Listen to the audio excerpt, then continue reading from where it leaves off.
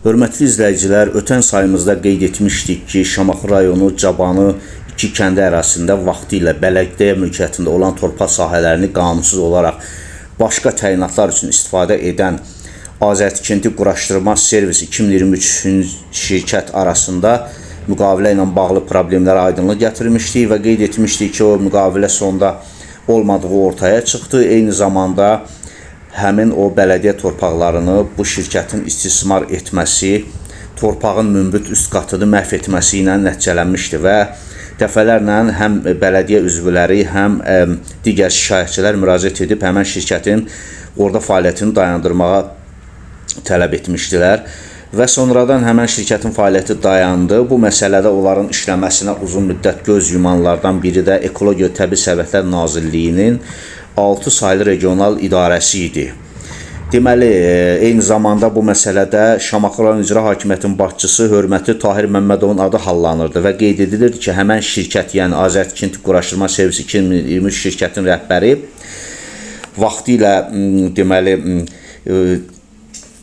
xüsusi təyinatlı 8 saylı xüsusi təyinatlı yol istismar idarəsi müdiri vəzifəsində çalışan Əlheybət Şirinov olubdu və Əlheybət Şirinovun da hazırda deməli Azəryol Servis Açıq Səhmdar Cəmiyyətinin sədri Salih Məmmədovla yaxın dost olduğu bildirilir və eyni ilə də onların icra hakimiyyətinin başçısı ilə yaxın münasibətlər var. Bu birlik onların bu iş qurmasına, bu işləri həyata keçirməsinə şərait yaradırdı və eyni zamanda sonradan qeyd edək ki, həmən şirkətin orada fəaliyyəti dayandırıldı və bu günlərdə məlum oldu ki, həmən şirkətə Şamaxıda başqa bir yerdə, yəni Şamaxıdan Bakıya gedərkən deməli onlara yeni bir alim idman kompleksinin yanında yer veriblər. Yəni həmən şirkət Aspetrol və idman kompleksinin yanındadır. Bakı-Şamaxı yolunun sağ hissəsində yerləşir və yenidən onu çəkib vətəndaşlar bizə göndəriblər ki, işıqlandıraq.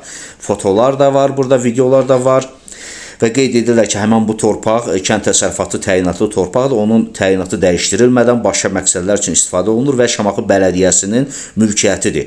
Və eyni zamanda burada günahkar kimi vətəndaşlar hesab edir ki, bələdiyyələrlə iş üzrə Göyçay Regional Ədliyyə İdarəsinin rəisi Elnur Əsədovun baş verənlərdən xəbər var. Dəfələrlə ona bu istiqamətdə müxtəlif formalarda yazılı və şifahi məlumatlar verilib, ancaq heç bir tədbir görünmür. Eləcə də yenə də həmən bu məsələdə icra hakimiyyətinin başçısı hörmətli Tahir Məmmədovun adı hallanır və qeyd edirlər ki, bu torpağın yenidən oradan şirkətin çıxarılaraq gəlib burada yerləşməsinə birbaşa xeyirduanı icra başçısı Tahir Məmmədov veribdir.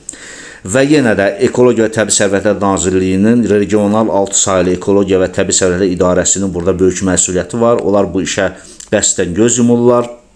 Vəzifə səlahiyyətlərindən sui-istifadə edənlərə qarşı öz vəzifələrini yerinə yetirmirlər. Yəni vəzifə hərəkətsizliyinə yol verirlər. Qeyd edək ki, Azərtikinti Quraşdırma Servis 2023-ün hazırki rəhbəri Əlheybət Şirinovun bu vəzifəyə, yəni bu şirkətin başına keçdikdən sonra öz yerinə 8 saylı xüsusi təyinatlı yol istismar idarəsinə oğlu İsmail Şirinovu təyin elətdiribdir. Bu da əlbəttə ki, bayaqki deyilən kimi əgər doğrudursa, yəqin ki, Salih Məmmədovla aralarında olan yaxın münasibətə görədir.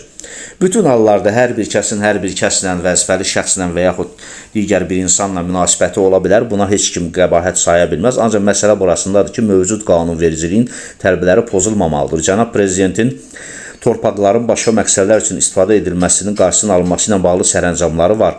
Cənab Prezidentin fauna floranın qorunması ilə bağlı tələbləri var və sərəncamda göstərilir ki, bunu həyata keçirənlərə ən sərt şəkildə davranmalıdır və buna görə də Cinayət Məcəlləsində belə deyək ki, maddələr daha da sərtləşdirilib. Ancaq günümüz bu günü yenidən Şamaxıda belə olayların baş verməsi ürəkaçan deyil.